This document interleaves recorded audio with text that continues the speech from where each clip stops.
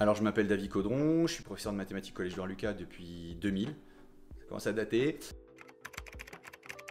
Donc forcément, c'est de faire avec eux des mathématiques dans le respect des programmes, des attendus de chaque année. Et ça, c'est important de respecter évidemment pour nous ce cadre-là.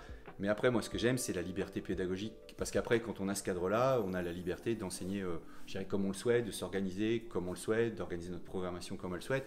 Et moi, si je devais garder une chose, puisque on évalue les élèves ici principalement par compétences, c'est de leur apprendre, c'est de leur donner cette compétence de devenir autonome, de réfléchir. Et je trouve que c'est au-delà de l'aspect mathématique, les faire réfléchir et donc les faire devenir citoyens avec et grâce à nous. Ce que j'aime, c'est à la fois l'idée du cadre et puis l'idée de la liberté pédagogique.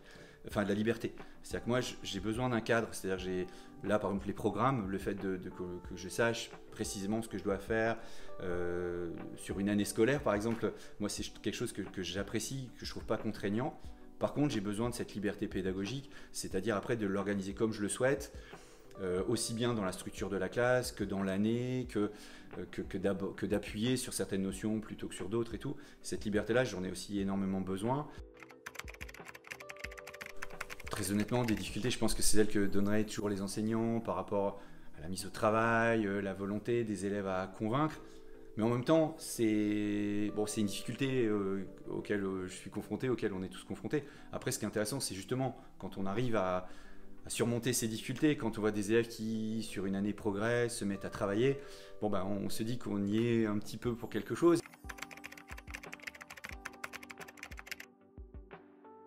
C'est vrai que un souvenir, si je devais en garder un, c'était plaisant parce que mes filles qui maintenant sont jeunes adultes étaient encore enfants, j'étais en train de faire mes courses, donc là en famille, dans une grande surface, quelque chose de très banal. Et puis j'ai croisé un de mes anciens élèves qui était étudiant, et puis plutôt étudiant, je veux dire, les diplômes qu'il allait obtenir allaient au-delà de ceux que moi-même j'avais.